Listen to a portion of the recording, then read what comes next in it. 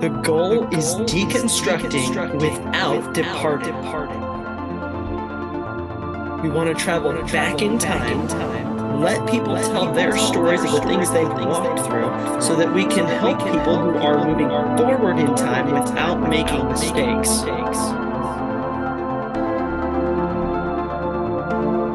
It's okay to ask questions.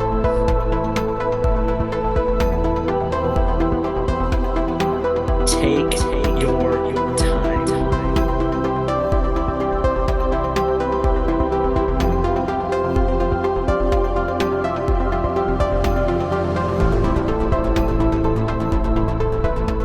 Welcome back to part 2 of the Anna D story. Thank you so much for tuning back in. We're going to jump right in here, and hopefully you will receive a great blessing from the conclusion of Anna's story. Thank you. We don't want you home doing nothing. Right. Even if it's your thing, like they're like, we don't want you just hanging around doing nothing all day. Which on the surface, like, I'm like, that does make a lot of sense, but at the same time, it's like that kind of has a little bit. You have a little bit of a tighter scope because it's like you need to do that. So then, my sister went to a Quaker boarding school / college thing for a while, and she really liked it. She graduated with them. They didn't really give her a degree, so it's just kind of so that was her real first taste of the secular world. So she got to kind of experience it in a safer setting, and so then she went back to the show for a while, and then she actually met and married her husband through that Joshua Harris courtship thing of like having both dads arrange it and figure out that all of that. So she actually then moved to Florida. And so then I was left behind with like either wanting to stay with the show or like finding a job. And so then I did have a couple jobs, but it was a small town and you really couldn't go very many places because it was so small. And also I didn't have a license at the time. So I'm like, you would kind of be stuck with whatever you had, which was not much job wise. So then I kind of stuck with the show for a while, and then my grandma, who's my mom's mom, moved down the street from us, and so I started being her roommate for a while, and she started talking about college and how she really liked college, and she's like, you should go to college. And I'm like, well, I mean, what about the show? Like, I'm like, I still didn't mind the show, but at the same time, I'm like, you mean there's an option that isn't a job? Like, and so then she would keep, like, she went to a Christian college. It's called Pillsbury Bible College, and I don't think it's around anymore, but it's more in Wisconsin. It was in Wisconsin. So she was kind of like talking up college, and she's like, you should try to get some college education. She's like, you should at least try a couple courses. If you don't like it, that's okay. But like, you should try some, like, expand your world a little besides the world you're in right now, which is the show. Like, she could see that I was kind of getting antsy with the show. Like, she could kind of see, okay, you're getting older.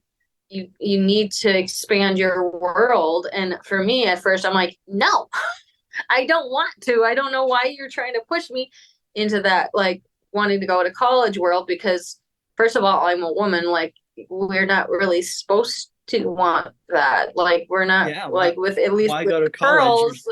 Like, why go to college? Your that's job's not going to really help me have babies. Yeah, this is not going to help me. Like, my wife actually ran into that. She was at our local community colleges where she got her associates, and they had a guy that would come on campus once a semester and do all the yelling and such. And he looked at her and said, you're going to go to hell because you're not supposed to have a college degree. You're supposed to get married and have kids. So she looked at him and said, well, that's a great plan, and I would love that. But what happens if God doesn't bring me a husband? And then turned and walked off. And I was like, oh, you go. And that was I think before we met. So, what's his name? Jed Smock by any chance? Because that sounds like a Jed Smock thing. I don't know. Because he was a street preacher who went to colleges, and him and his wife. Oh no, this is a guy. This guy lives locally to Middle Tennessee. Okay, because there's a guy they hit all the big concerts. When we have winter jam, their church is down there picketing, and he comes on campus once a He's busy. semester. And I actually worked at the college for a year, and things had gotten to the point they used to rope off an area for him to stand in and put campus police there, because they said it's a public college. He's allowed to be here. He has every right, but we're going to make sure this is done safely. He couldn't walk up to students. If they chose to walk by, he couldn't chase them down. But very much the mentality is you don't need a college degree. Why would you go to college? You're a woman. And it's so horrible. It's very my wife sexist is using, I mean, my wife is a stay-at-home mom. She teaches at a homeschool tutorial. But she uses her degree to, one, help with our finances. She does marketing for people. She has an English degree in journalism. She uses her degree to teach our children and to help other people's children who are struggling in that area. So she's using the degree that she got as a stay-at-home mom. And that's a wonderful thing. We should not discourage why would we discourage the person who's supposed to, who is largely in charge of education, from being educated? But there's still that, how could you? Absolutely. So your grandma's encouraging you to go to college. So then, because she had a Christian college experience, which it sounded like it was a really good experience for her. So then for me, then I was like, well, I'll kind of entertain the idea, because then I will get her off my back essentially at first, because I'm like, I'm like, no, but also I'll look into it. I'll appease her. I'll do the research for her, but I won't really want to. I'm still okay where I am with the show. I'll be okay, but also I'll just kind of have her stop, because she was also you need to get a husband, you need to settle down, you need this. And I'm like, okay, I will do those things, so you stop. At first, because I was still a teenager, so I was kind of that angsty, just leave me alone, but also I'll do all these extra things, so you'll stop for a while. Which all of them they were actually genuine, in good intentions that she was having, and they weren't bad. And I was just just leave me alone about this. I'm like, I'll do it when I'm ready, but also here you go, so that you stop. Right. So then I actually looked into, it's called Lumerit. And so now it's Lumerit, but then in parentheses Unbound. So it's actually a college program that they will offer college courses through them, but then also through other colleges. And I don't know how they do it, but they will do it through Thomas Edison College, that kind of thing. So then you get credits from these different colleges, and then you can have a degree at the very end. And it also helps with student debt, so you don't have student debt at the very end. Which is actually a really cool idea. But they will help you kind of fine tune what you want if you don't know what you want to do with your life, what you want to do with a degree.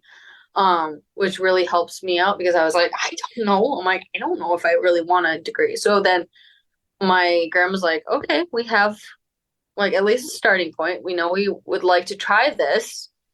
And so then she sat down with my parents, and it's like, this is my idea.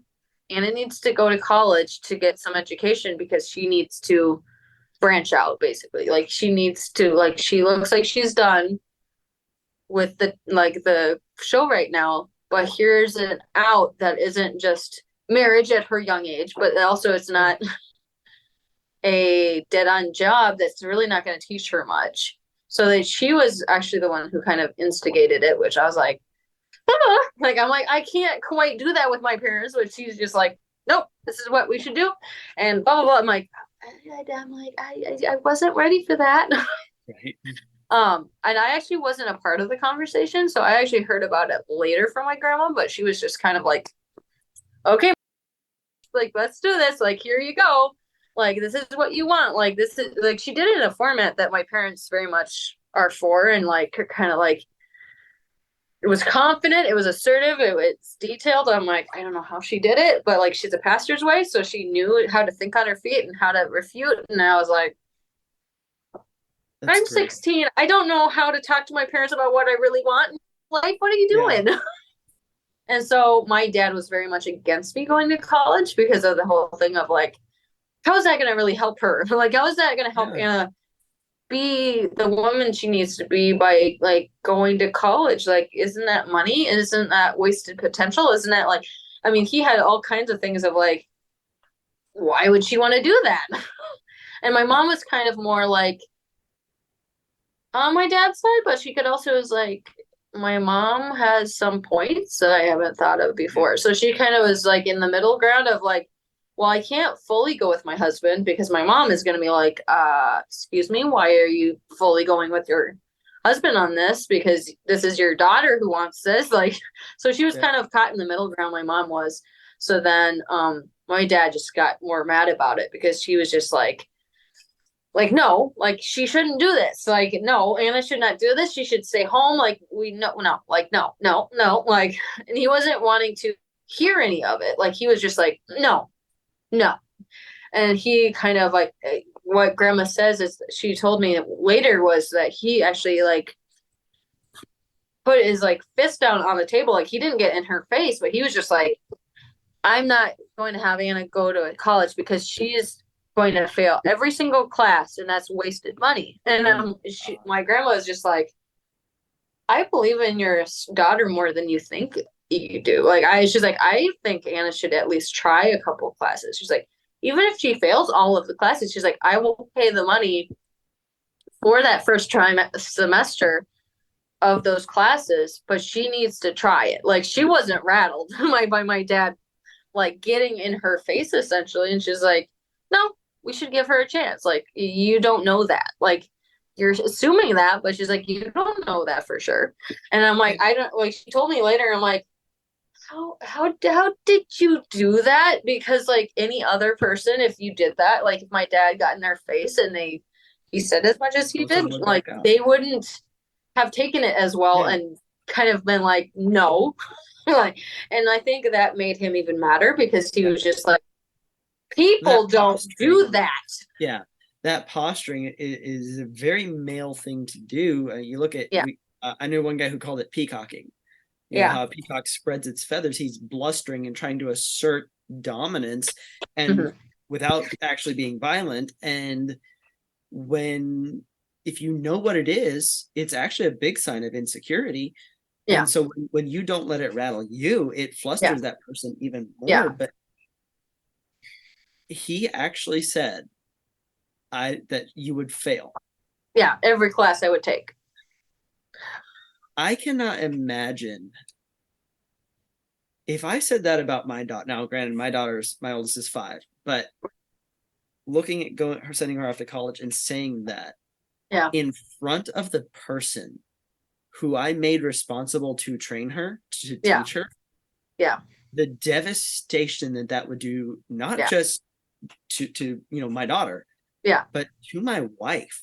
yeah, Like how and I don't mean to be like speak ill of anyone, but how pompous and arrogant do you have to be to not think about a statement like that and how it impacts the person who is supposed to be with you till death do us part? Like if yeah, I made a statement like that, I don't know that. Now my wife is very much, I married someone who like is yeah, intellectually on her toes, yeah, and so she would not let me live that down for the rest of my life, like yeah. that And I said that about her. rightfully That would so. be, And yeah. rightfully so. Like, And then how, thankfully you weren't in the room, but still hearing that yeah, after the fact, how would that make, like just thinking about the impact that that would have on my daughter, to tell her, this person who my job is to teach yeah, how to navigate the world, you're yeah, going to fail at everything.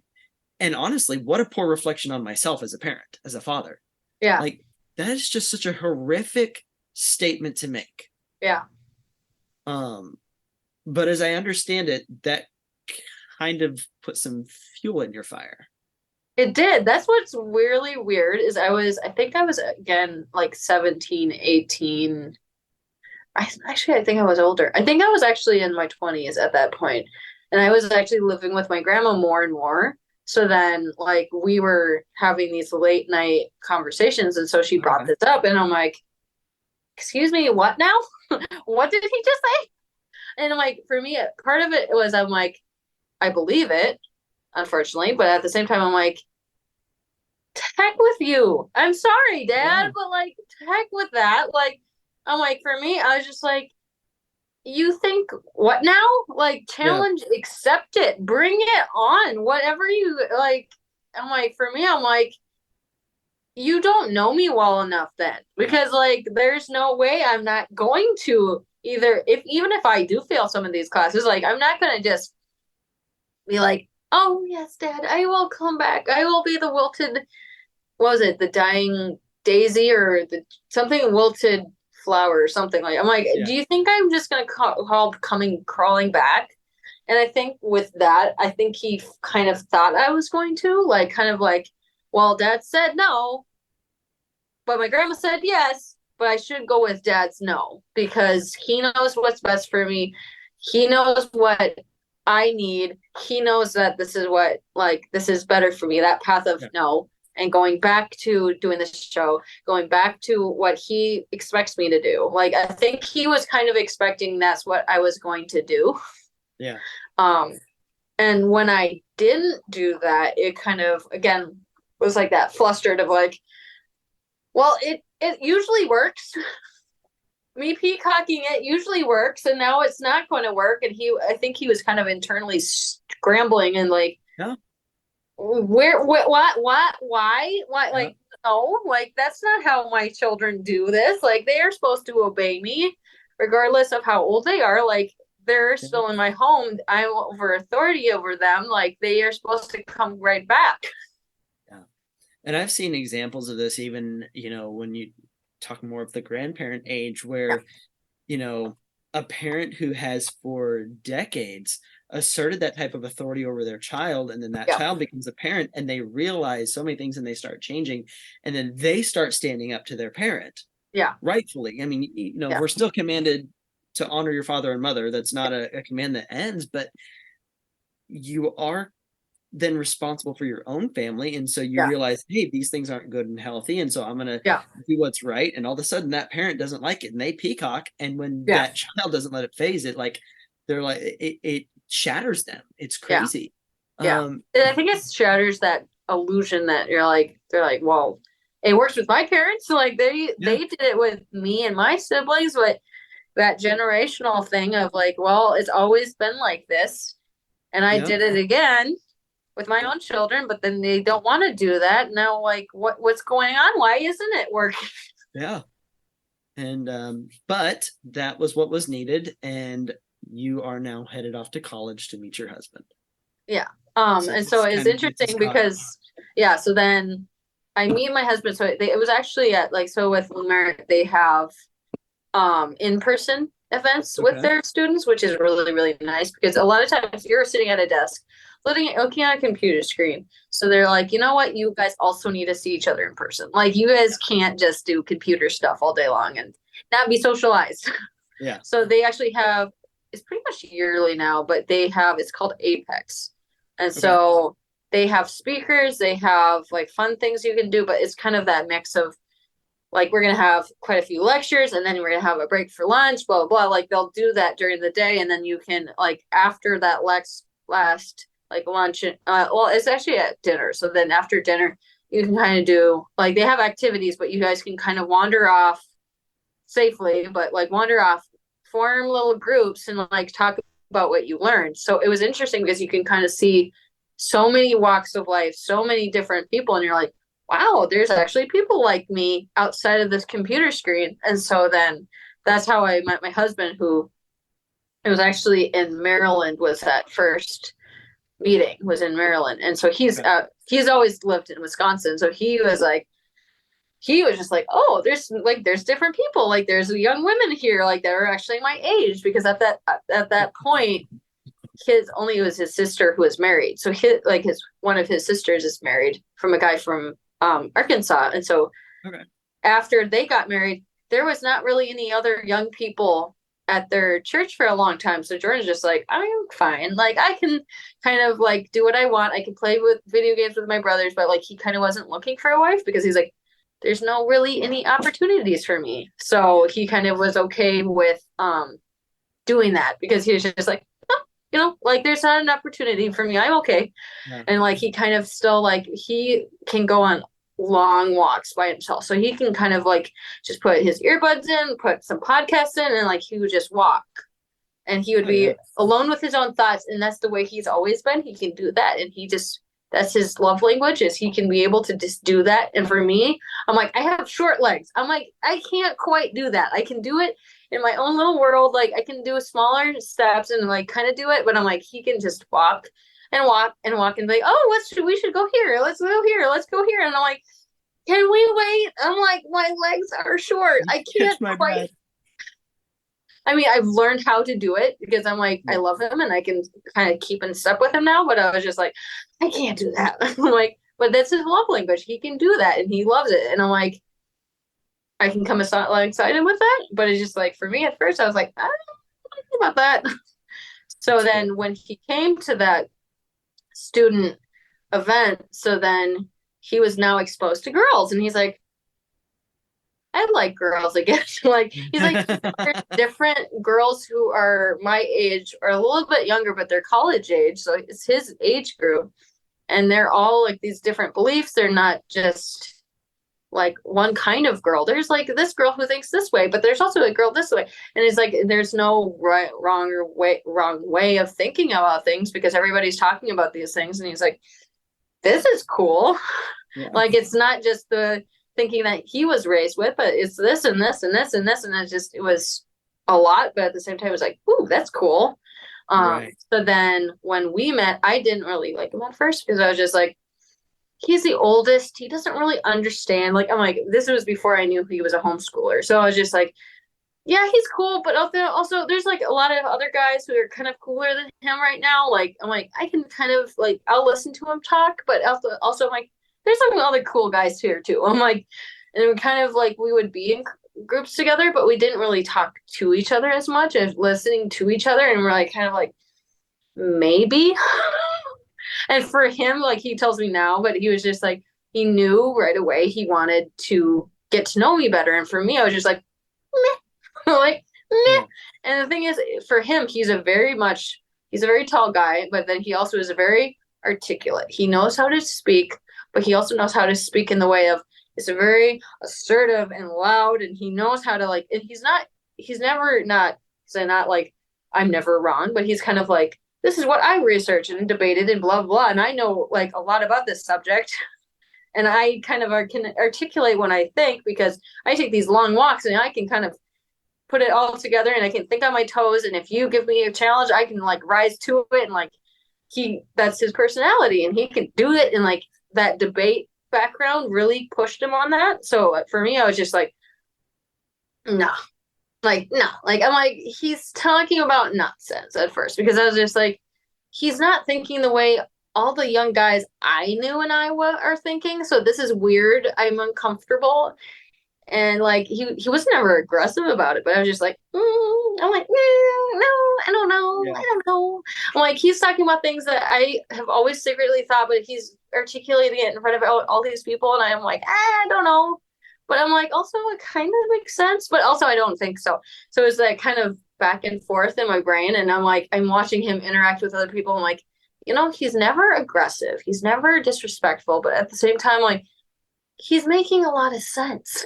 Mm-hmm. But I was just like, I'm like, don't fawn over this man that you don't even know, that who's articulating pretty much everything you've always hoped that a man would say, but now he's saying it and it makes sense. And I'm like, is this mansplaining? I don't know, but like, I don't think I like it, but I also like it. And I'm like, so for me, a lot of times when he was talking, I was just kind of like, don't look like you're fawning over this person, but also at the same time, he makes a lot of sense. Like he's using the words I've always described my upbringing, and now he's using it in a way I'm not used to. And I was just like really quiet around him a lot because I was just like, he's speaking my language and it's making me uncomfortable.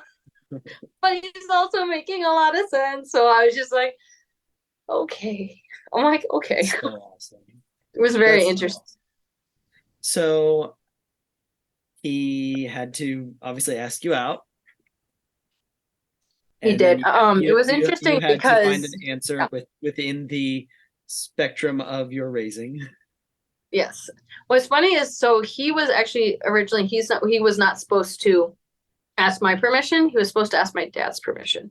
Right. And at that time I was 23 and still living with my parents, and so was he. And so he was still supposed to ask. And so at first, when he expressed his initial interest in me, I said no, because I was like, I don't know if I really see him like that. And so then we stayed friends for quite a while, and he actually went to California for a while, and he was at a political campaign, so he helped with the campaign, so we didn't talk as much for a long time. And then I started warming up to him because it was just him, and I'm like, yeah, he's making a lot of sense again. Like, he's explaining things that I've always, like, the world collided, and I'm like, yeah, he's making a lot of sense again. Like, I'm like, this is weird. He's making a lot of sense again. And so then, and then when he expressed interest again, I kind of had to be like, oh, you can't ask me.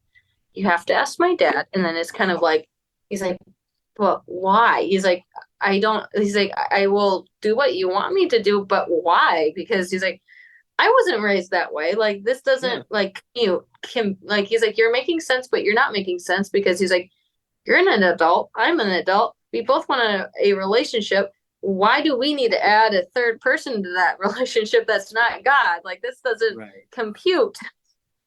And so I kind of had to be like, this is how I have to get my dad's respect, is you have to ask. And so for him, he was just like, okay, but why? Yeah. Which, of course, as a debater for him, he's like, I got a whole list of reasons why I don't really want to, but I'm going to, because I feel like if I do what you want me to do, it will earn your respect. So I want more your respect right now than really your dad's respect, but I want to do it Yeah. out of respect for you. Like, it was kind of a weird world thing, but yeah. So then, he didn't actually ended up asking my dad for permission. He was just kind of like, I don't see the purpose, but at the same time, so he did come back from that campaign. So then he talked to my mom, and he set it up so that he actually came to our house. And so one day I was waiting to talk to him on the phone, and then I see him outside, and I'm like, what is he doing outside? And so actually he was sitting outside of my window, and I'm like, this is weird.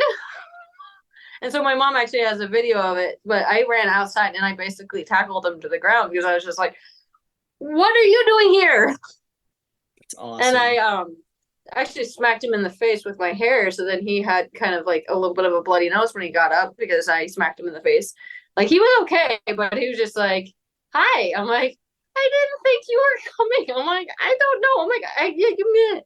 But then, like, he talked to my family, like, they pretty much got along great, except my dad. My dad was just kind of like, I don't like this guy. He didn't ask my permission to date my daughter. I don't want anything to do with him. So then later that night, then Jordan, my husband, actually asked me to be his girlfriend. And I'm like, why not?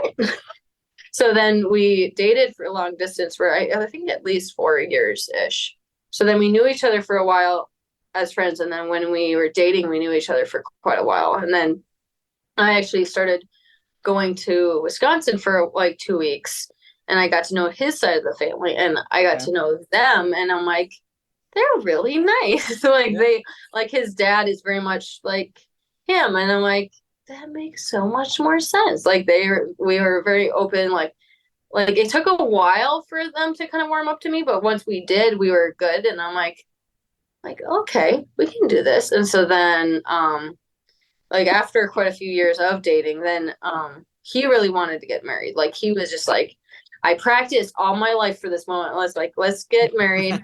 Let's do this. Like, he had it all set up in his head. Like, he had like bullet points, I'm sure, and like wanting to be like, let's go. Like, let's go. He's like, I'm not getting any younger. Let's do this. Let's, like, and it wasn't like a pressure, but it was just kind of like, I know what I want, and I'm not gonna just date forever. There's no, he knows what he wanted, and he knew he wanted it with you, and Yeah. there was nothing to hold him back anymore. So Yeah. And so then he actually is now working at UPS. So he was, okay.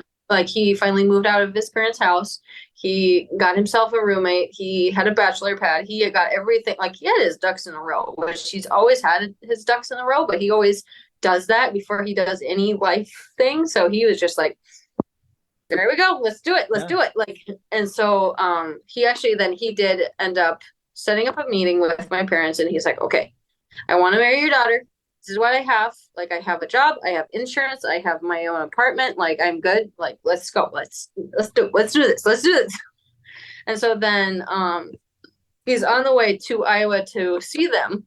And they were gonna go to the library, so that I didn't know anything about it. And so then on the way there, my parents call them and they're like, so we can't talk to you today. You have to turn the car around.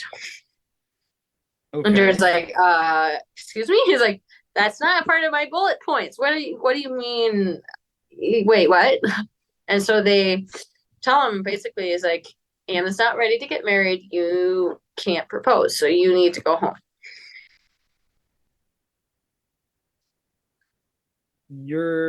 I'm making a guess based off of some age.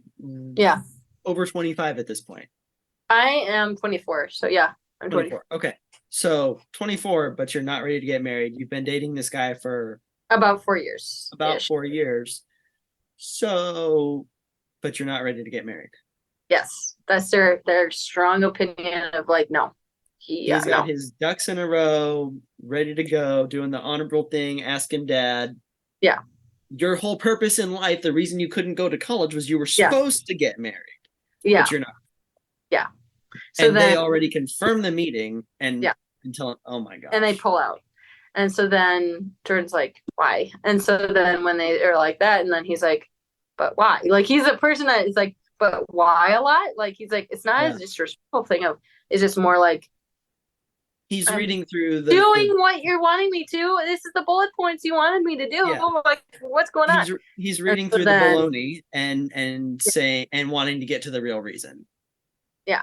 And so then they still won't give him a reason. And so then Jordan's like, well, Anna's an adult. Like, she's still living with you guys, but she's an adult. Like, she should make her own mind on this with your guys' permission. But, like, she's an adult. She can make this choice of marrying me or not. Like, he's like, if she doesn't marry me, that's okay. But also, we've been dating a long time. Like, let's get this ball rolling. Like, let's go.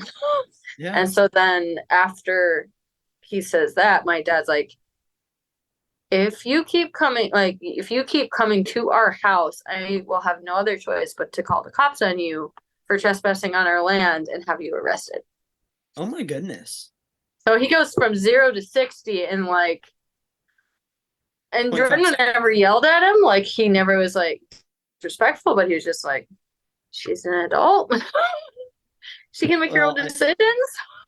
Again, unfortunately,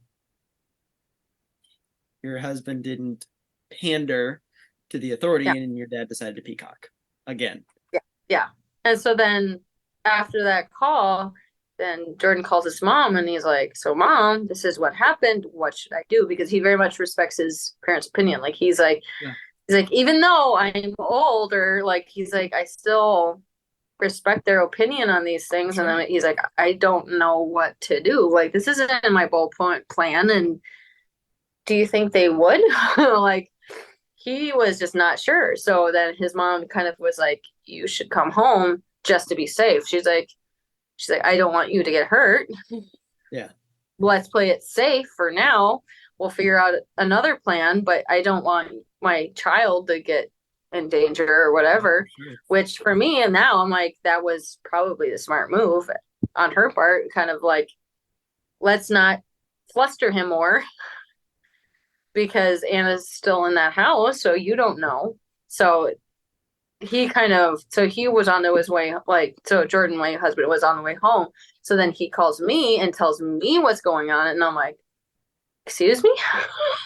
and it wasn't like I didn't believe him, but at the same time, I'm like, I don't know what you're talking about because that doesn't sound like my parents. Yes, it does, but it doesn't. Like, what are you talking about? So then Yeah. they never really apologized for it. Like, they kind of were like, well, Jordan was being very disrespectful.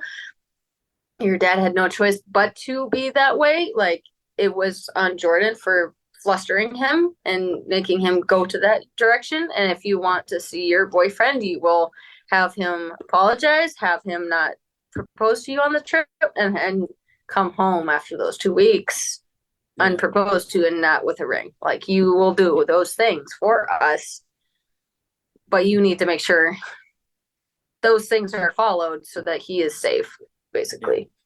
Wow. Yeah. It's like hostage negotiation. Yeah. So then so Jordan actually ended up agreeing to those terms. He was mad, like, Oh yeah. mad, but he did it because he's like, I want to be respectful. So then, yeah, so then he did finally propose to me without my parents' permission. Like, I think it was several months later, but then after he proposed to me, I actually had moved up to Wisconsin. Okay. So I actually moved out of my parents' house, and then I was living at his family's house when he did that. But he was just like, he wasn't like, come at me, bro, but he was just kind of like, Yeah. let's get this ball rolling again. So then get married, and then it went pretty good. Like, my parents were there and everything. And so then after, like, and then like, my parents and him have been very much back and forth of like liking each other and not quite. So it's just like, I'm like, oh boy. Yeah. I'm like, oh boy. So it's been very rocky, to say the least. Well, I know there's a lot more to your story in the getting married, and there's a whole bunch, and I don't want to cut it short, but I have a couple questions. Yeah. One, how did all of this affect your faith in God? I think that for me, like, at the very beginning when I was younger, it was kind of like God is kind of like watching me. It's kind of like I had this child song I remember singing years and years ago. Today I re-remembered it, and it's called Watch Your Little Hands What They Do. And it's like the most cheesy song, but it was so funny because it's just basically saying how God's up there, he's watching us, and they're watching in love, but he's still watching what we are doing. And it's interesting because when I was a kid, that's what I would imagine was he's watching you regardless of what you're doing. And a lot of times I didn't really ever see the parentheses of he's looking down in love. And I think that's the thing was it was just like he's watching you. It's like that Santa Claus, like he knows when you're bad or good, but he's watching you. Maybe not exactly in a creepy way, but he's watching you. And so for me, it was that kind of like, I better watch out what I do. And then like when I was a teenager, it was kind of like still that, but like a little bit more like this isn't out of love. Like it's not him wanting to squash you like a bug, which was a harder thing to be like, okay, he's not gonna squash me like a bug right here. Like so, and then now it's kind of this. It's fully more realized that is like more in love. It's more he's watching you, but like it's not so that he can like kind of point a finger in your face and be like, excuse me, why did you do this last week? It's not I have your search history. Yeah. It's not as much the combination anymore, which for me, I had to kind of finally get to that place, which has been a long, hard thing because I'm like kind of like, this is not what the Pearl said we did as children. Like this is not like, and that's I think the big thing is untangling all of that. And so kind of like pushing those, not exactly pushing it, like pushing it down, but it's kind of like, no, I'm not going to do that with my own child. Like for me, I'm like reading it now. I'm like, my son is never going to have to scream it out for me to give him love. Like I'm never going to go that doctrine. Like that is never going to happen with my kid, which for me, for years before Mason was born, I was just like, maybe I could do that. But now that I have him and I have him in my arms, I'm like, no, like that is never going to happen. He's not going to ever have this fear-based relationship with me that he kind of has to scream it out before he gets attention. And if he gets attention, he's going to get smacked or whatever. It's like, no, I'm not going to do that. And I'm also not going to marry a brute that's like Michael Pearl. Like, I'm not going to, they weren't And attractive. They, like, I saw quite a few men who were like that. And I'm like, yeah, no, no, I want something better for me and my future family and my future husband. I'm like, no, we're not going to be in those muddy waters of just, no. I'm like, no, that's, and it's funny because when we are in that muddy water, we kind of see just the mud. But like for me, I'm like, it's been a slow journey from the muddy waters to like more cleaner waters. And you're like, yeah, yeah, no, I'm glad I left. Like, yeah, maybe it's scarier in the way of like it's all new territory. This is, you mean there's people who have healthy relationships with God. yeah, This is the right way to go. And like, and my husband's very much theology. Also, like he loves theology, but he also like philosophy. So he's been kind of like, let's veer away from what you were raised with and kind of a little bit what I was raised with, and let's come together and like, let's do this for our children. So like for us, beautiful. we're like, which for me has been really hard to get to that point, because Yeah, for him it's been much easier because he's kind of like, this is what I've always wanted, and I wanted a woman who wanted this. Like, let's go. Like, this is where I wanted, and like he's it's been not exactly easier for him, but he's just kind of like, no, this is what we're gonna do. And like he very much made that clear when we were dating. Like he was like, this is what I want. This is what I want my wife to think. And like, and it wasn't like a pressure of like, now I have to conform to my husband's thing. Like, right. it's just more like, this is what you're gonna expect. Like, if you marry me, this is what I want to do with my children, so that they aren't fearful of me. And I'm like, Yeah, that makes a lot of sense. that's So it's awesome. been a hard process for me. For him, it's kind of like, again, bullet points of, yeah, we're doing this now. Yeah, that's And good. he very much learned that from his dad for a lot of it, because he kind of, I can see with his dad, and like, I'm really close to his dad, but I'm like, I can see, I'm like, they're like, all those Christian men are not all scumbags and brutes who Yeah, are thinking that other gross way of thinking things. I'm like, that makes so much more right. sense. But I'm like, it took a while for me to kind of accept that and be like, he's right. Yeah, Which, of course, I guess is the most universally attractive things that we can all say sometimes. Like, oh, you were right. yeah, You were right, babe, about blank. I'm like, yeah, we're kind of right on that one. that's awesome. One Yeah. more question. If Yeah. you could give one short message to people who are going through similar things, who are things in their life are changing, they're Yeah. finding freedom in Christ, whatever it be, what would you want to tell them? Oh, boy. It's hard for me to be articulate like my husband on that one. But I would say just kind of, you have to find that safe haven. I think that's the thing, is for us when you're in the middle of it, like in the middle of the old ways, the ways that we were raised with, the stuff that our parents kind of are expecting us to. We're kind of like, we could stay here because it's safe, it's warm, it's wrong, but it's what I've been used to. I'm used to this. This is what I'm used to. And when we burst out of that bubble and we're kind of like, you mean there's fresher waters? Like, I think we kind of get stuck because we're just like, we don't want to. Like, it was kind of like when I met my husband, I was just like, I don't want to, but at the same time, he's making a lot of sense. Why is he making so much sense? I think that's the thing, is just finding those safe haven people. And it doesn't have to be a husband I necessarily, like but like, well, it find could those be safe a haven people who yeah, are like, kind of like, come with us. Like, yeah, not like we're forcing you to, but also like, you need to, like, those old ways are wrong for a reason. They're not helping you, but like, here you go. Like, here's fresher waters. Here's like, like, God always talks about like the living waters. It's like, yeah, let's get to those living waters where you can actually think clearly, because like, we won't think clearly when we're in that old stagnant pool. And I that's think it's good. just like finding those safe haven people, which a lot of times is really stressful and anxiety inducing, because you're like, Yeah, I like those old ways. Like, those old ways were like what I was raised with and I was comfortable with. And it's like, I think it's easy to be just grab onto that and like, I'm okay with that. It's like, no, you're not okay with that. It's like, you're saying you're okay, but it's like, no, you need to. there's comfort in the familiar, but Yeah. there's also you can't, if you know something's wrong, you can't stay Yeah. there. You'll do more damage. But, Yeah. I'm trying to think of, there's comfort in the pain sometimes. Yeah. That pain Yeah. becomes familiar. Yeah. And so you worry about what it would be like to live without the pain. Yeah. What would it be like to live where you don't experience those things? Yeah. And because of that, you want to almost stay where the pain is. Yeah.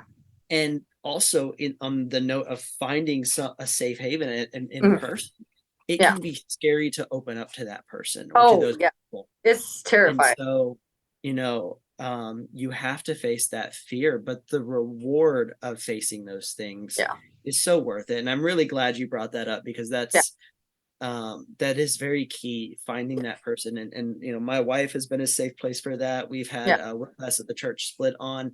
Will has been, to me personally, one of those places where you just a sounding board, someone to bounce ideas off of, to talk about your past experiences. And of course, he and I have very similar upbringings theologically that stems a lot. And so thank you so much, Anna, for bringing that out. I love that. Thank you for being willing to share your story. Of course. And to everyone out there who's going through this renovation process, what an incredible story. Before we close, after we recorded, Anna reached out to me and asked me to share a note with y'all.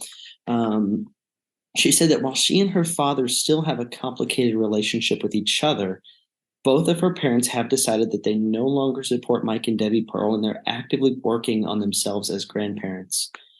The biggest thing that she would like the takeaway to be from her story is that just because your parents choose problematic parenting resources doesn't mean that you as an adult will have to choose those same resources for your own family and your spouse when you grow up. And that it's important to note that we must do what's best for ourselves and our new families. And that's just such a powerful testimony of going through something and wanting others to see the best and to learn the lesson that you learn. And it's absolutely incredible. And I'd like to add that it's important to set healthy boundaries. When we're dealing with situations like this, it is a Christian mandate to forgive and to believe that God can change someone. But we can do that in a way that's healthy and safe for us, and very importantly, safe for our new families. So for those of you who've gone through something similar and you're trying to figure out what that is, what do those boundaries look like? Take time, pray, grow. And above all, may the Lord bless you and keep you. May the Lord cause his face to shine on you and be gracious unto you. May the Lord turn his face towards you and give you peace. Thank you for listening to the Renovating Faith podcast. If you are interested in sharing your story, please click the link to the guest form in the episode description. For more content from Renovating Faith and to be alerted when we upload new videos, please subscribe to one of our podcast channels. For merchandise, visit our store at renovating-faith.creator-spring.com. Please join us again next time on the Renovating Faith podcast.